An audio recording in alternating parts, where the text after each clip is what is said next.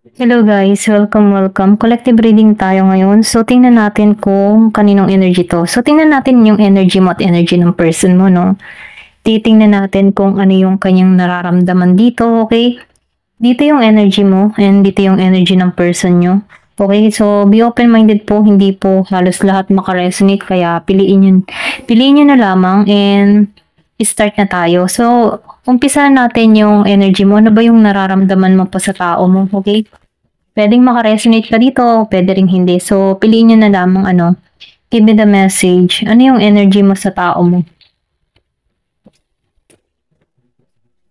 Give me the message. Ano yung energy mo sa tao mo?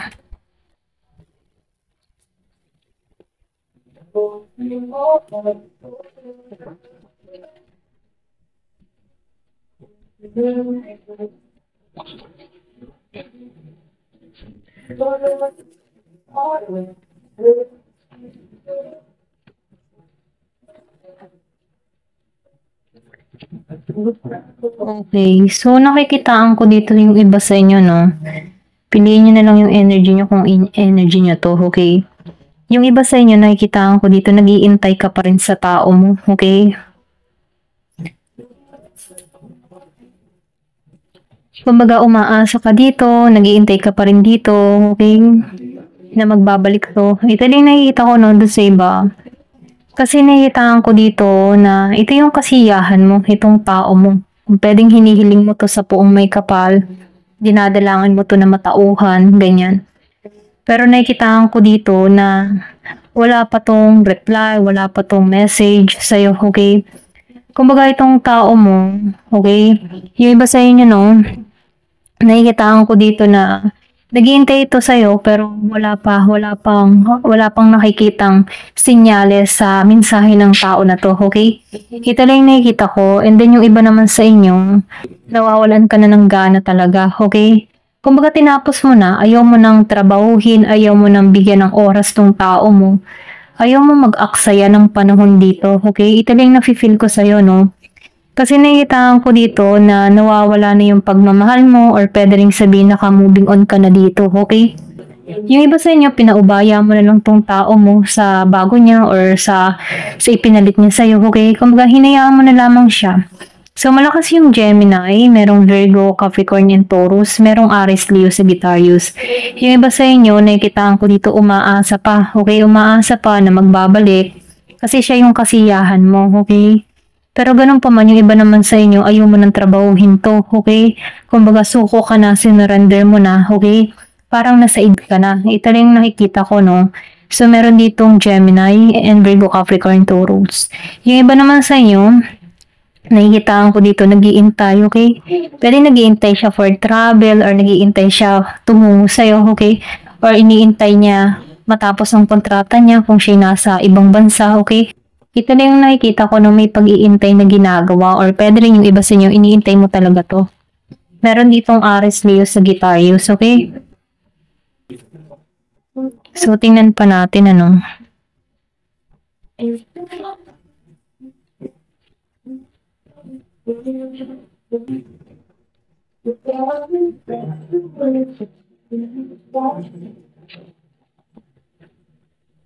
So, nakikitaan ko dito, no, yung iba naman sa inyo, pwede rin sabihin na gusto mong bumawi kung ikaw yung may atraso dito, okay? Gusto mong bumawi dito sa tao mo, ganyan. Kumbaga, gusto mong ipahayag yung iyong nararamdaman, ganyan. Andun pa rin yung love mo dito sa tao mo. Kumbaga, nakikitaan ko dito, may pagkising, okay? Kumbaga, nakikitaan ko dito yung pagkakamali na ginawa mo. Kung ikaw man yung may pagkakamali, nakikitaan ko dito na gusto mong ayusin ang lahat, gusto mong itama ang lahat, okay? Kaya lang, nakikitaan ko dito na may pagbabago ng ginawa tong tao mo sa'yo, okay? Kaya ikaw dito, gusto mo na magbigay dito sa tao mo, pero wala ka nang makita na sinyales para dito sa tao mo kasi nawawala na dito yung pagmamahal niya sa'yo, okay? Ikaw dito gusto mong bumawi kasi alam mo yung atraso mo dito. Ito lang nakikita ko, no, kung ikaw man yung nagkamali dito. So, nakikitaan ko rin dito, no, medyo magaan naman ang pakiramdam mo, wala kang responsibilidad dun sa iba, okay? Yung bang tipo na ayaw mo nang makita tong tao na to kasi ang bigat na. Kumbaga, nung nakawala ka sa tao mong ito, okay? Especially kay Aries, Leo, Sagittarius, and meron din ditong Earth sign, okay? So, nakikita ko dito, yung bang tipo na ayaw mo na dito, ayaw mo nang makita to, wala na, final na, tapos na to, okay? Kasi nakalaya ka na. Ito lang nakikita ko nung, kumbaga pinapakawalan mo na yung bigat ng iyong nararamdaman or pwedeng sabihin andito ka sa moment na binabago mo na yung iyong pakaramdam, yung lifestyle mo, okay, yung emotion mo sa tao na to, tinuturuan mo yung sarili mo na makamoving on dito, okay? Ito lang nafe-feel ko sa'yo, no? Pero yung iba sa inyo, mahal mo pa rin tong tao mo, hindi ka pa rin makarecover dito. Ito lang nakikita ko, gusto mong bumawi dito, okay? Ito lang nafe-feel ko sa'yo, okay?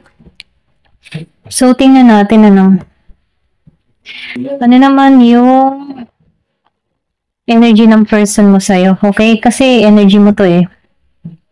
Ano yung energy ng person mo sa'yo?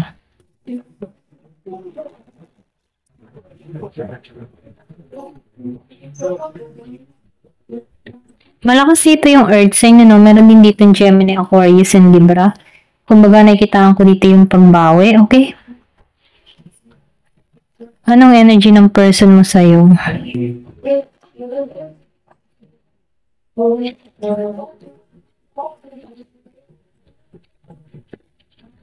Alam mo yung tipo na ang energy pa rin ng person mo sa'yo, no? Especially kay Scorpio, Cancer, and Pisces.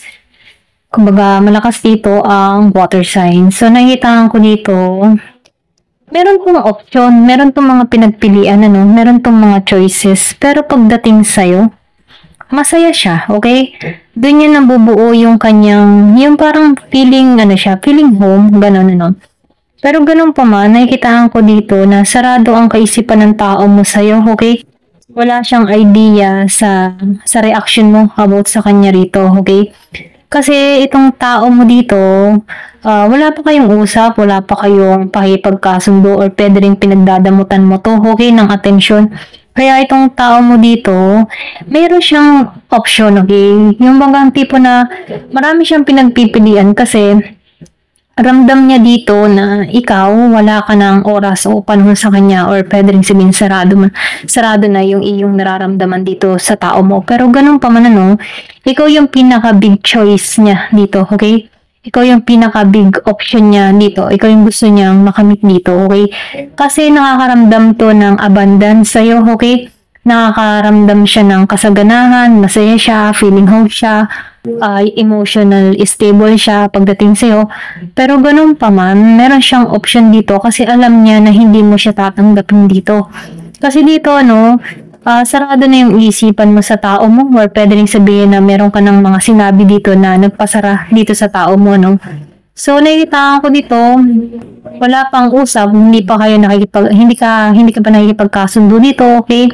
Pinagdadamutan mo to ng oras at panahon, okay? Pero ganun pa man, ano, ikaw yung kanyang pinakagusto, okay? Ito lang nakikita ko, no?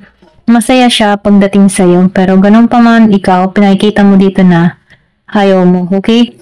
Yung iba naman sa inyo, meron ka ditong tao na kung ikaw yung may atraso, no, ayaw nitong makipagkasundo sa'yo, okay? Kung nakikita ko dito na ayaw kanyang usapin, okay? Saradong isip niya sa'yo, ganun, okay?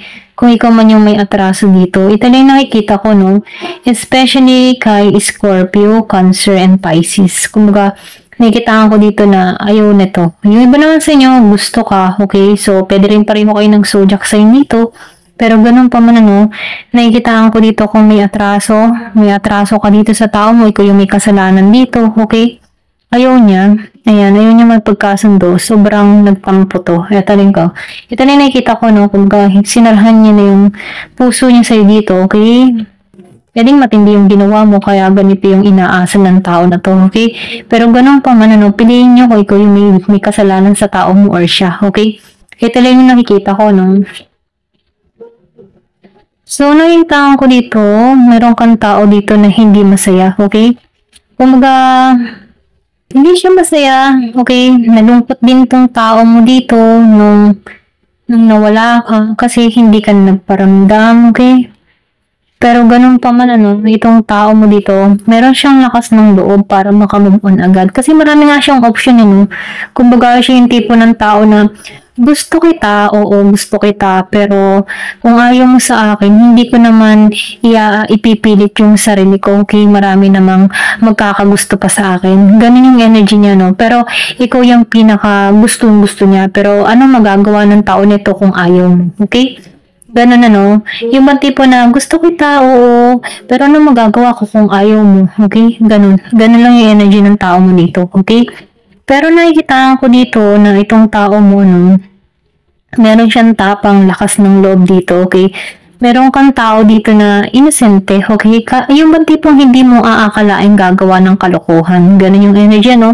Pero ganun pa man, sa kabilang banda, no, meron tong wild na isipan, okay? Meron tong wild na alam mo yung character, okay? Yung bang tipo na innocent face, innocent siya, parang akala mo hindi niya magagawa mangloko, akala mo hindi niya gagawang mambabae, or alam mo yung tipong ganun, no? Pero sa kabilang banda, yung pagiging innocent ng kanyang mukha, meron siyang dark shadow na tinatago na kung saan ano, hindi mo akalaing magagawa niya, okay, na lokohin ka. Ito lang yung nakikita ko. So, nakitaan ko rin dito, meron kang tao dito na naka-moving on na, okay? Yung iba sa inyo, no, especially kay Gemini, Aquarius, and Libra. So, nakitaan ko dito, naka-moving on tong tao nito kasi nahanap niyang muli yung kanyang sarili, okay? Kumbaga, nakikitaan ko dito, pwedeng nagmilay-milay tong tao nito, nag-isolate, or hindi nagparamdam, lumayo, gano'n ano. Kasi nakikitaan ko dito, mas hinahanap niya yung kapayapaan niya dito, okay? Nakaramdam din tong tao na to ng hindi balanse sa sitwasyon kaya mas pinili nitong lumayo, hindi magparamdam or pwede rin sabihin pumunta ng mga probinsya, mga ganyan, nanahimik muna, pumunta sa mga nature, mga ganun, no. So, nakikitaan ko dito na yung bang di po nagre-recharge tong tao na ito, nililimot ang nakaraan, yung mga masasakit na nakaraan sa'yo, okay? So, nakitaan ko dito, hinahanap niya yung kapayapaan niya. Okay? Yung pag-iisa niya dito, mas nagkakaroon siya ng kapanatagan sa kanyang sarili. Ito lang nakikita ko, no? Ayan. So, meron ditong Virgo. So, nakita ko yung 1221, ano? So, parang, nakitaan ko dito yung connection niya, no? 1221. Parang magkaiba kayo ng numero. Okay? Kung titingnan mo yung 1221, magkabaliktaran, ano? So, nakikitaan ko dito yung pareho yung energy, magkasalungat, okay? Tingnan natin dito, no, kung ano yung advice dito, okay? Kung ano yung lalabas sa card na to. Give it a message. Ano pa yung mensahe dito?